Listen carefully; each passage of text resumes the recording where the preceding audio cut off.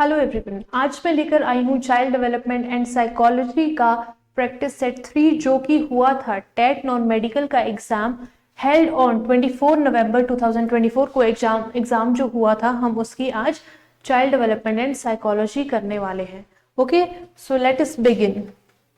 पहला क्वेश्चन जो आपसे पूछा गया था वो था द टर्म इंटेलिजेंस की बात कर रहे हैं, has been defined, definition पूछी गई है। that is why साइकोलॉजी में definitions important होती है। aggregate of global capacity of an individual to act purposely, to think rationally and to deal effectively with his environment by एक person का aggregate या global capacity ताकि वो purposefully act कर सके, रैशनली एक्ट कर सोच सके और इफेक्टिवली अपना काम कर सके, उसके लिए वो डेफिनेशन किसने दी थी? वो डेफिनेशन दी गई थी वेशलर के द्वारा। ठीक है, the structure of human intelligence की बात हो रही है ना। According to Guilford, it's not D है ना, Guilford's model in terms of the 3 basic parameters, 3 basic parameters जो उन्होंने दिए थे along with their divisions in all falls into how many specific number of factors। इसका करेक्ट आंसर वैसे 180 factors था। ठीक है, लेकिन इन्होंने जब सबसे पहले ये थियोरी प्रपोज करी थी तो 120 फैक्टर्स इन्होंने बताए थे, बाद में इन्होंने 180 कर लिया था उसको इंक्रीज करके। चलो नेक्स्ट क्वेश्चन देखते हैं। Who among the following psychologists coined the term intelligence quotient, IQ जिसको हम कहते हैं, for the first time in 1914। ये कौन किया था? विलियम स्टर्न ने ये बताया था कि IQ होता क्या है। फर्स्ट IQ टेस्ट इन्होंने डेवलप किया था। ओके, नेक्स्ट देखते हैं। The IQ of a gifted person और a genius is, the IQ of a gifted person और अ जीनियस इज कितना होता है? 140 एंड अबव। सबसे ज्यादा इनका ही IQ होता है गिफ्टेड का एंड अबव। चलो नेक्स्ट देखते हैं।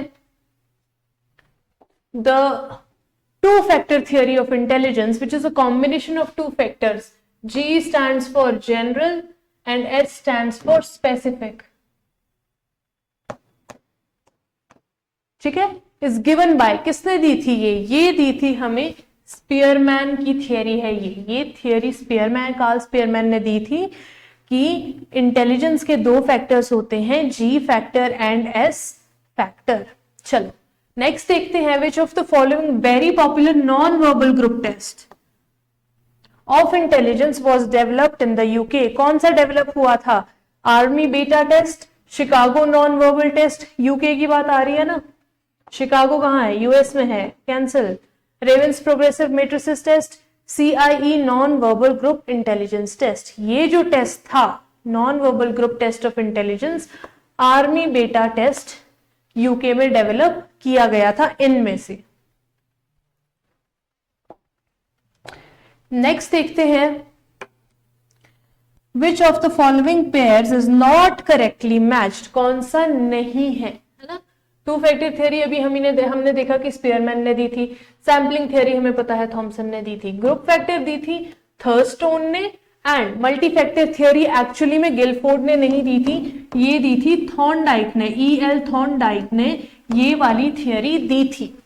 Which of the following is not included in the category of exceptional children. Exceptional children होते हैं हमारे पास स्पेशल चिल्ड्रन। ठीक है, स्पेशल चिल्ड्रन की कैटेगरी में इनमें से कौन से बच्चे नहीं आते हैं? गिफ्टेड चिल्ड्रन स्पेशल होते हैं, बिल्कुल होते हैं। बैकवर्ड चिल्ड्रन देखते हैं। फिजिकली स्ट्रॉन्ग चिल्ड्रन जो बहुत ज्यादा स्ट्रॉन्ग होते हैं। मेंटली रिटार्डेड चिल्ड्रन इसमें आते हैं, बैकवर्ड चिल्ड्रन भी इसमें आते हैं। एक्सेप्शनल है ना, एक्सेप्शन है, बैकवर्ड इतने ज्यादा है नहीं। फिजिकली स्ट्रॉन्ग चिल्ड्रन जो होते हैं वो इसमें नहीं आते हैं। नेक्स्ट देखते हैं। what is not included okay, wait, clear this first. What is not included in the special provisions for the education and adjustment of gifted children? इनमें से क्या इंक्लूड नहीं होता है स्पेशल प्रोविजन में जो एजुकेशन के लिए या गिफ्टेड चिल्ड्रन की एडजस्टमेंट के लिए बनाए जाते हैं? Group ability, acceleration, environment program या रिमीडियल एजुकेशन। अब देखो बात किसकी हो रही है, गिफ्टेड की हो रही है, जिसका IQ ही 140 से अबव है, तो हमारे पास क्या है, रिमीडियल एजुकेशन हम उनको नहीं दे सकते हैं स्पेशल प्रोविजंस में। The term physically handicapped implies blind children, deaf and dumb children, musculo and orthopedically impaired children या all of the above। जो बच्चे देख नहीं सकते, जो बच्चे सुन नहीं सकते और बोल नहीं सकते, जो बच्चे मसल डिफॉर्मिटी या बोन डिफॉर्मिटी से सफर करते हैं, क्या आ जाता है, ऑल ऑफ दी अबव हमारा इसमें आंसर आ जाता है। ओके चलो नेक्स्ट देखते हैं साइकोलॉजी। फिर से आगे definition, psychology is science and properly trained psychologist is a scientist और at least a practitioner who uses scientific methods and information resulting from scientific investigation. This definition is given by, ये किसने दी थी, William wound, William James, N.L. Munn and R.S. Woodworth. ये दी थी N.L. Munn ने definition, ये आ जाता है। Okay, studying the behavior of learner in an actual laboratory setup who conducted the experiments on dog। Dog पर किसने एक्सपेरिमेंट किए थे, पैवलोव ने किए थे। इवान पैवलोव ने अपनी थियोरी में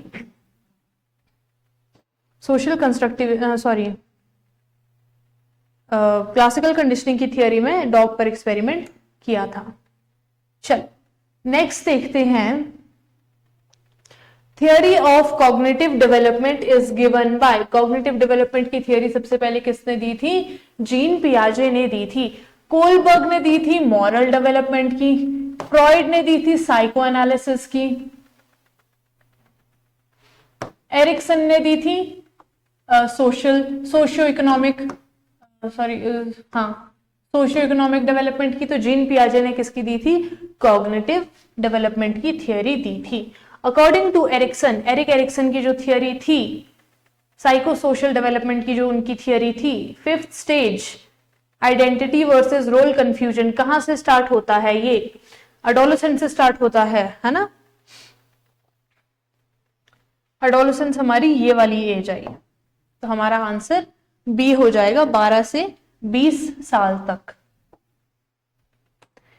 नेक्स्ट देखते हैं, which of the following is not the function of an educational psychology with regard to teaching? To know the learner, to select and organize the subject matter or learning experiences, to arrange suitable learning situations and environment, to conduct the experiments on animals, to fasten the process of learning।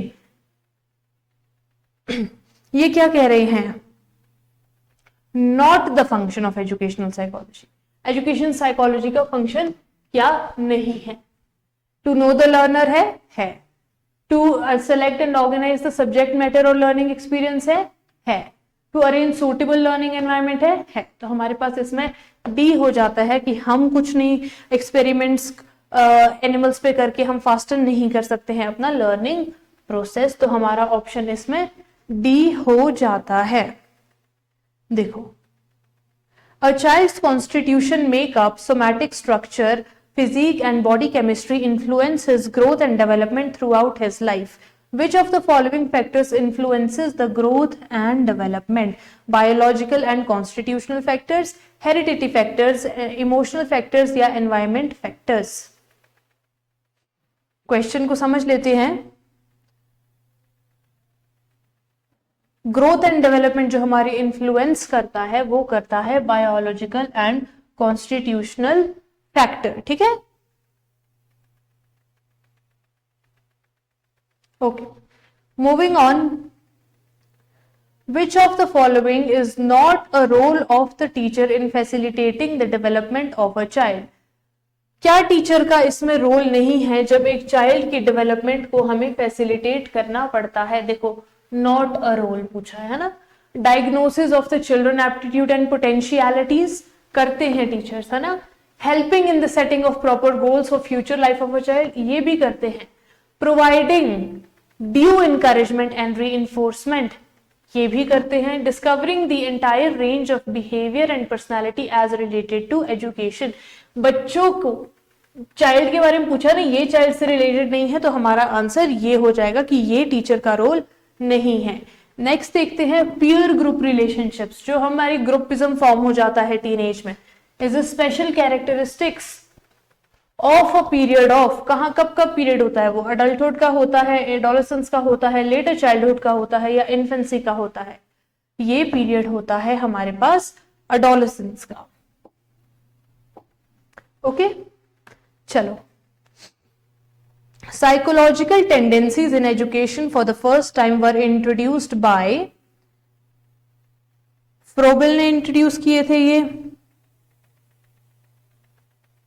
Rousseau ने, पिस्टोलॉजी ने, या Stanley ने, किसने किए थे ये? इन्होंने क्या कहा था, देखो, who said psychological tendencies in education for the first time, किसने बताया था ये?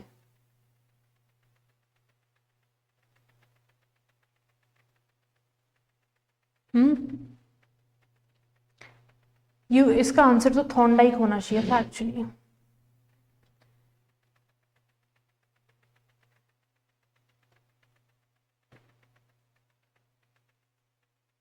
Who introduced the psychological tendencies in education for the first time?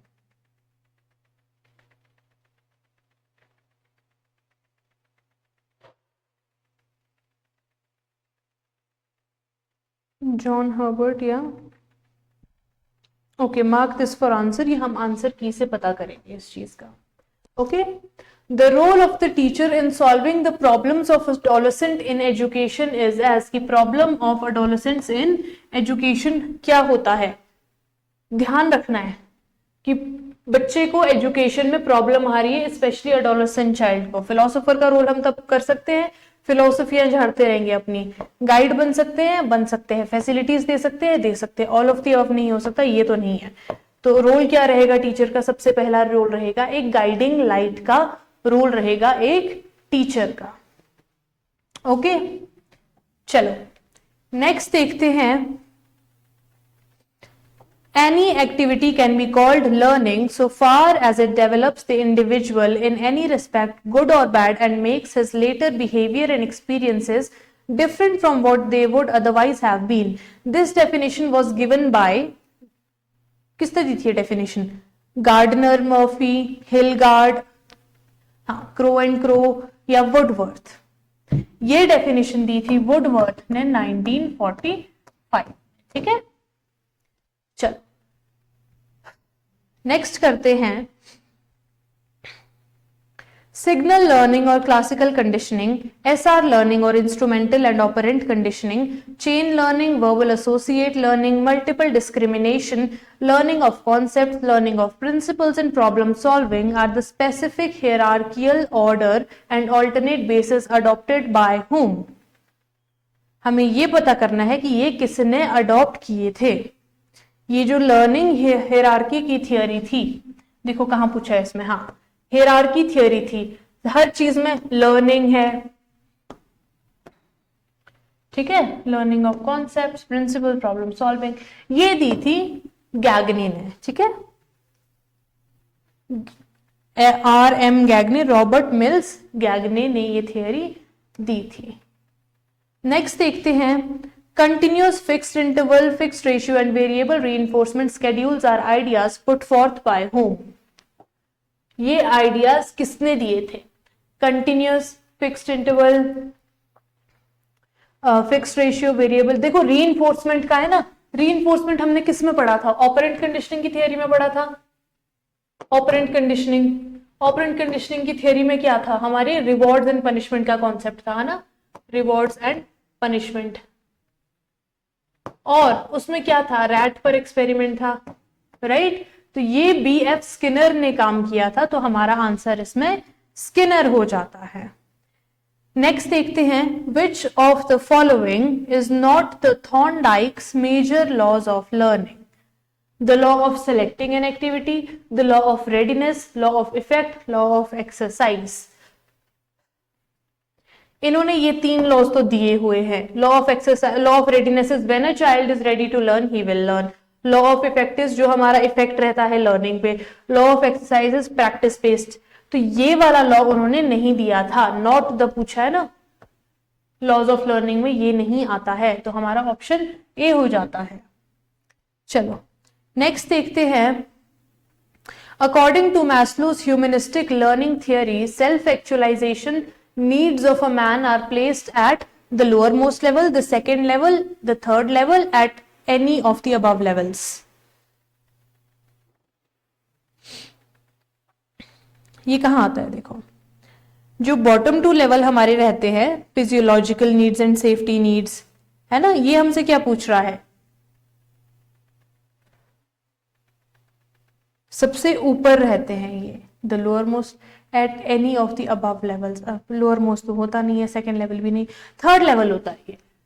उन्होंने 5 बताए थे अपने उसमें, physiological needs, safety needs, self esteem needs, love and belonging, और इसमें आता है सेल्फ एक्चुअलाइजेशन जो 5th नंबर पे था, है ना। लेकिन ये हमारी बेसिक नीड्स होती है और ये हमारी टॉप होती है 1, 2 एंड 3, तो ये क्या है, थर्ड लेवल पर बात आती है। ठीक है, चलो नेक्स्ट करते हैं। Learning can be defined as a process of bringing relatively permanent changes in the behavior of the learner through experience or practice. By examining this definition carefully, the learning process is centered on the elements of the learning experiences, men and material resources, या फिर all of the above mentioned elements. बात किसकी हो रही है, learning की हो रही है, ठीक है। तो ये किसने, ये देखो इन्होंने क्या कहा है कि जो लर्निंग होता है प्रोसेस, वो क्या करता है, bringing relatively permanent changes in the behaviour of the learner through experience और प्रैक्टिस। इन्होंने क्या कहा है कि लर्निंग प्रोसेस जो होता है वो सेंटर किन एलिमेंट्स पर करता है, देखते हैं। द लर्निंग पे, द लर्निंग एक्सपीरियंस पे, मैन एंड मटेरियल रिसोर्सेज पे, हाँ ये all of the above mentioned elements पे ही फोकस करता है। नेक्स्ट देखते हैं। The process where teaching is based on studying the child first carefully and then to plan the activities for instruction is called teacher-centered, child-centered, activity-centered, none of the above. The process where teaching is based on studying the child first carefully and then to plan the activities for instruction is called, क्या होता है वो, टीचर-centered होता है, child centred होता है, हमारा activity centred होता है ये, ठीक है, क्योंकि एक्टिविटी भी हम इसमें प्लान कर रहे हैं इंस्ट्रक्शन के लिए। चलो नेक्स्ट करते हैं। डेफिनेशन देखो कितनी पूछी है इसमें। The power that we have to store our experiences and to bring them in the field of consciousness some time after the experiences have occurred is termed memory. Who gave this definition? Stout, Woodworth, Crow and Crow या Ryburn? ये definition दी थी Ryburn ने, ठीक है, ये definition दी थी रायबर्न ने। नेक्स्ट देखते हैं। According to Ebbinghaus curve of forgetting, the percentage of material forgotten after 31 days lapse of time is 75%, 79%, 72% और 66%। कितना बोलता है?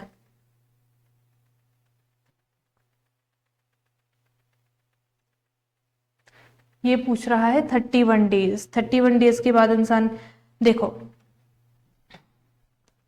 20 मिनट्स के बाद, वेट होल्ड ऑन, 20 मिनट्स के बाद आपका 42% लॉस्ट हो जाता है मेमोरी का, फिर 24 आवर्स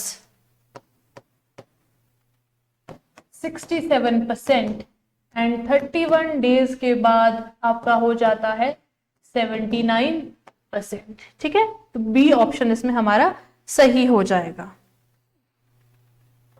चलो, विच of the following is not the technique of motivation in the classroom situation? कौन सी नहीं है? चाइल्ड सेंटर अप्रोच है, मोटिवेशन की है, appropriate learning situation and environment, principle of capturing and sustaining attention, development of proper attitude. क्या है? Development of proper, Y, क्योंकि technique of motivation classroom के अंदर लर्नर से वो रिलेटेड है। Child centred learning situation, sustaining attention, तो क्या है, प्रॉपर एटीट्यूड का जो है वो मोटिवेशन से रिलेटेड नहीं है हमारे पास। सो दिस वॉज द 24 नवंबर को जो हमारा HP टैट का एग्जाम कंडक्ट किया गया था नॉन मेडिकल सेक्शन के लिए, ये उसका साइकोलॉजी का सेक्शन हमने सॉल्व किया है। जो आंसर्स नहीं पता है, we will wait until the answer key comes. Thank you.